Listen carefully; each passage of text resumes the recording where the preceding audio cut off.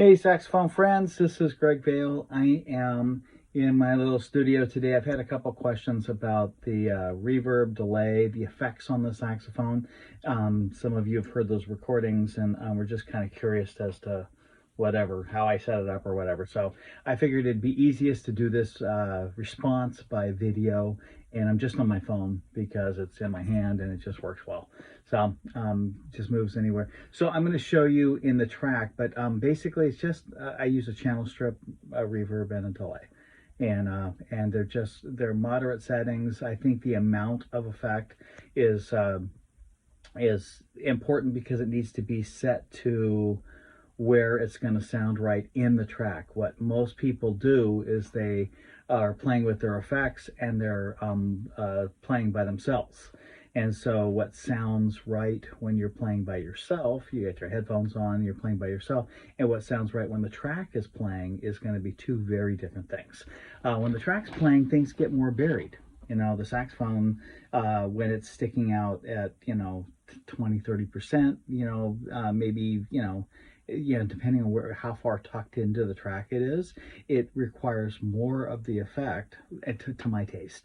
Effect is like seasoning. It's like seasoning because, some people want to just put a little bit of salt and pepper on a chicken. They don't want to put like much seasoning. Other people are going to put 8 different seasonings, and it's going to be pretty much caked on the chicken. It depends on your taste.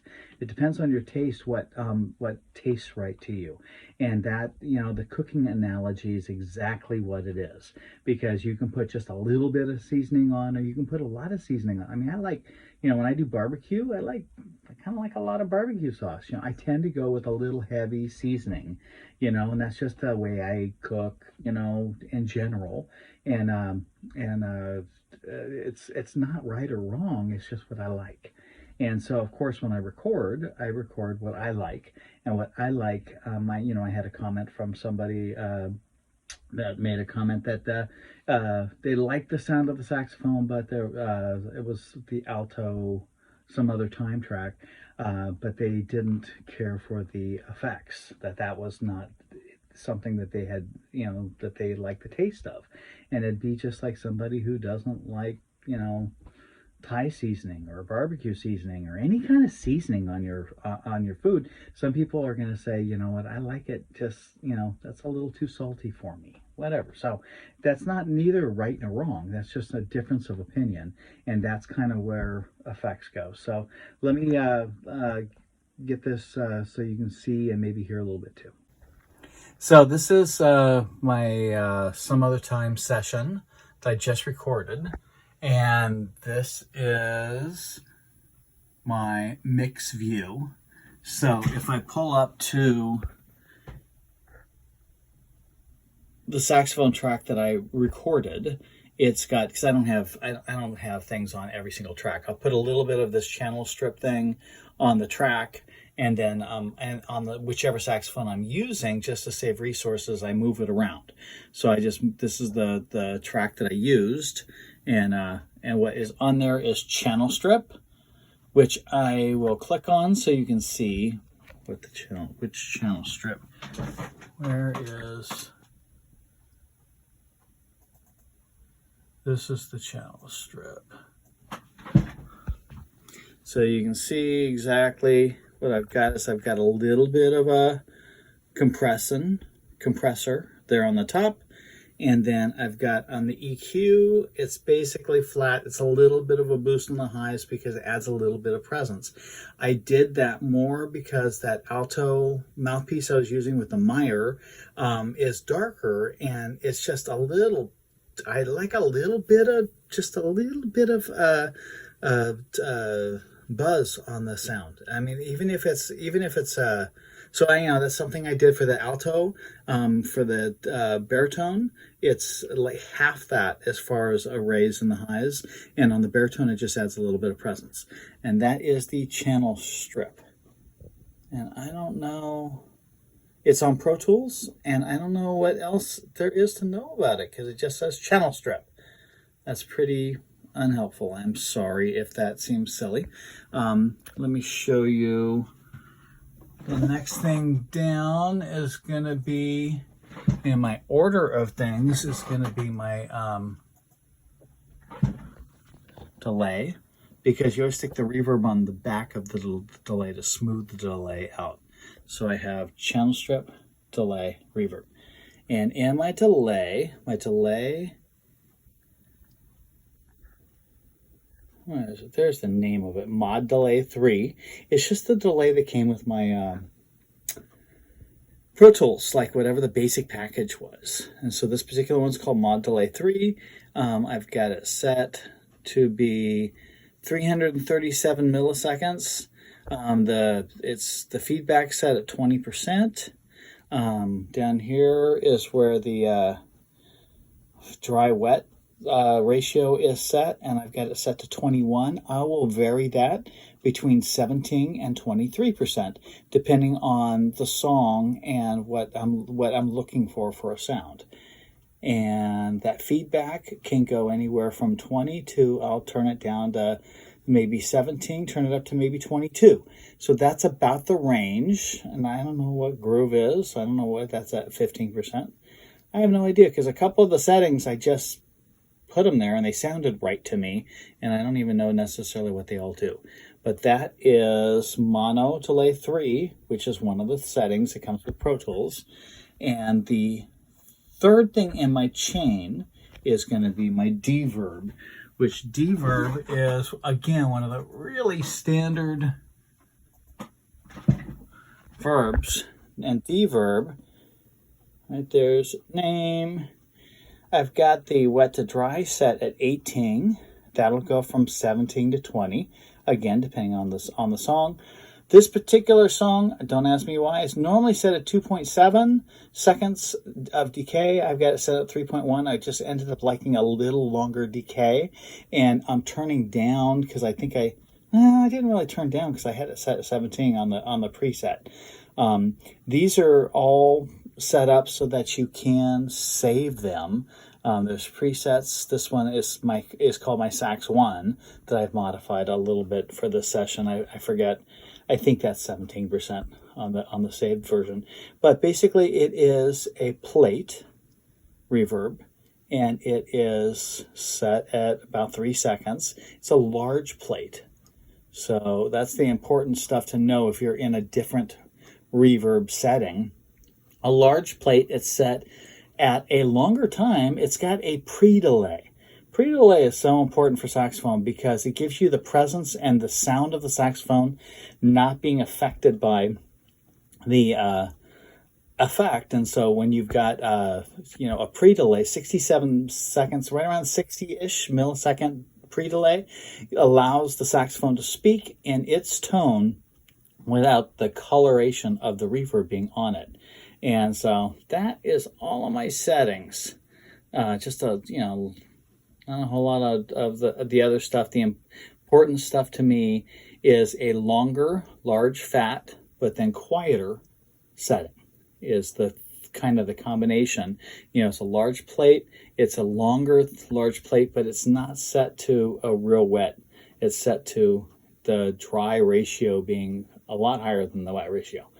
Okay, so I mean, that's how I do those. And what those things sound like, if I pull up, because if you're new to this, let's see, let me pull in and hit record on something so that I get, let me turn this up so you can hear. That's what it sounds like by itself, which sounds like it's going to be way too much. It really does. It doesn't sound like that's going to be the right amount of reverb and delay. But here it is in the track. Where's play?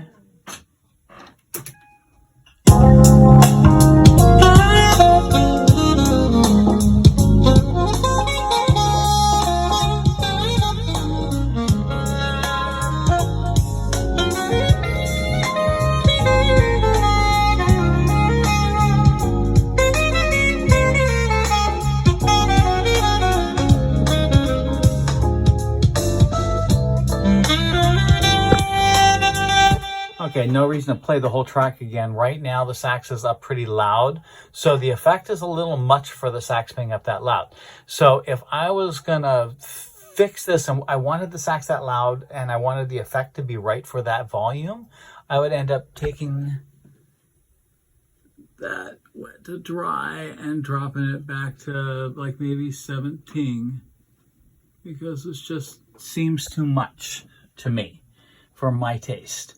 And so I hit play again.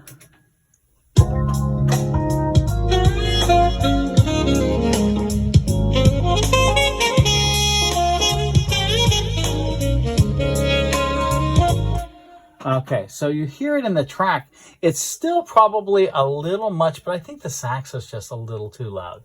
So if I come over to the mixer and I turn the saxophone down just a tad, and let's listen to it again.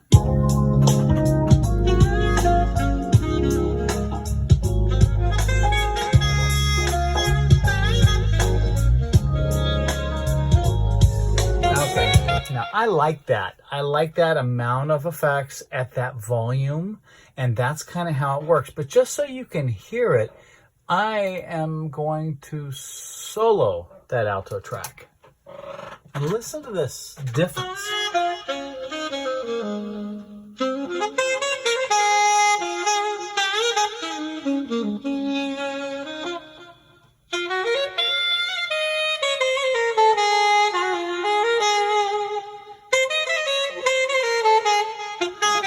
Okay, and I hope this is translating well on video, phone video, but that was the saxophone without the track.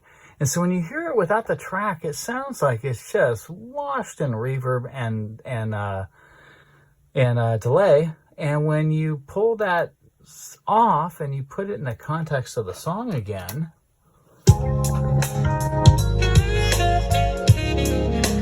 you hardly hear it. You hear it a couple times, but you don't hear it very often.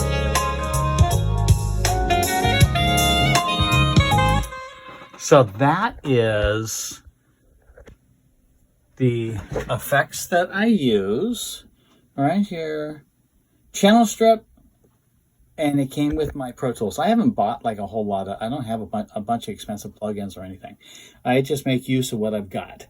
And most of the time I'm sending tracks out to somebody and they're putting effects on things and doing, and, you know, when I send tracks, when I record a session here, I send the raw file. I send it with no EQ. I send it with no reverb, no delay.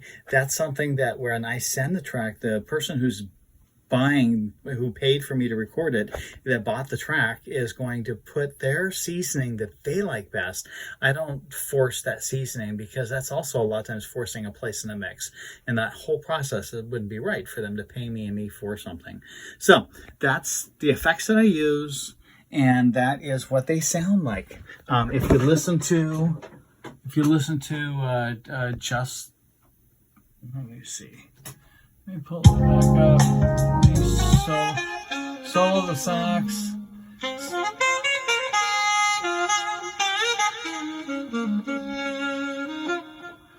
So if I pull out,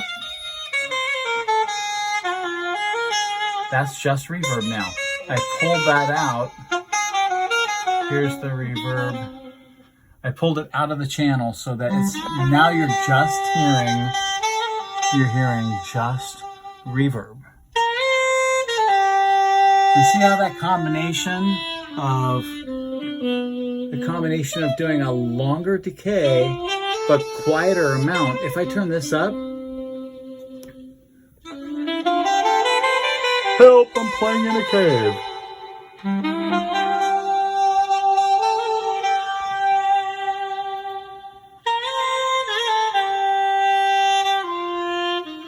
So if I turn it back to, like, 17, 20 sounds good too.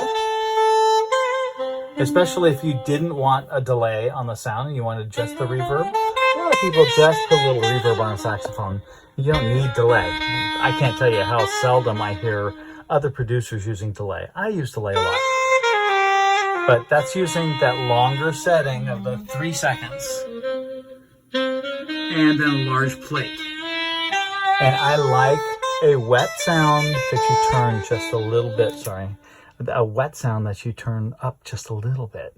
I think that's the right mix. That's my taste preference. You can play around with it, and that's like, again, hearing the saxophone in solo, but if you hear it in track mode, if I was not using delay, I'd have to turn up a little more.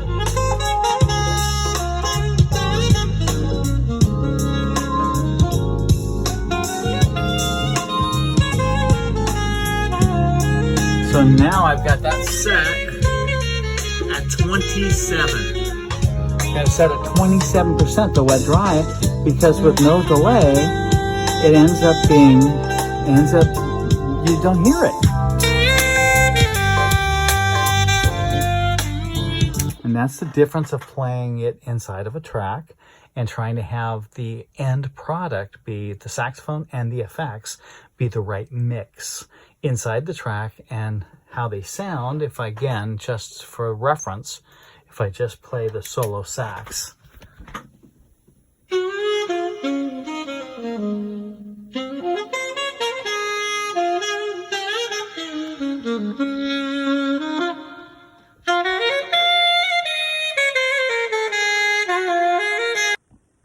I hope that was helpful for explaining my concept on saxophone effects. I know they are not everybody's concept, and I argue with sound men sometimes that the delay needs to be tucked completely inside of the sound, not noticeable at all, just something that's adding whatever. Man, but I don't have it. There's not one opinion on this. And if you think, oh man, I love it with just the reverb, I hated that with that delay on it, it's like, that's fine. That doesn't hurt my feelings at all. I like that combination wetter sound, and I like the combination of putting the delay and then some reverb on it, which the reverb on top of the delay washes it out so it's not so hard. You know, so it's not dot, dot, dot, dot, so it's not an identifiable. And then the volume of those slapbacks, of the feedback, the volume of that puts it inside the sax some, but I don't like it completely inside. So that's my idea and how I do my effects, and what I did for the application for some other time, and everything that I record in here, they're all presets. I don't, play with them every time. I just put them up, and then when I get to a mix, I might notice that something seems a little much one way or a little dry or something, and then I'll just make a minor effect, like on the setting on the delay that I commented on a moment ago. So I hope that gives you some idea. And I know it's a long video for a silly topic, but I think a lot of sax players are confused on kind of, what they're trying to do. Kind of like me when I pull up my compressor. I don't know what those things do. I just put light compression on that channel strip. I don't really know what all the specific things do. I just know sometimes I'll notice something in the sound that I like better. And so that's it. That's my generic understanding of Pro Tools. I record a lot in my home, and those are the settings I use when I'm recording something for me. When I'm sending out tracks, I don't put any of that on them. So that's Greg Vail. Thanks for listening. I hope that answers a lot of questions on recording here in my studio. I mean, I've got a ribbon mic is my setup, ribbon mic, and then I've got a good mic pre. I've got Pro Tools. It's a Macintosh system.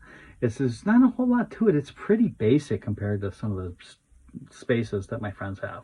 So I've kind of learned how to make use of my space, make use of my equipment, because I don't have unlimited resources. I'm just a sax player, and there's not a ton of work for sax players, and certainly not in today's world. So God bless you guys. Thank you for listening. I hope that was of assistance.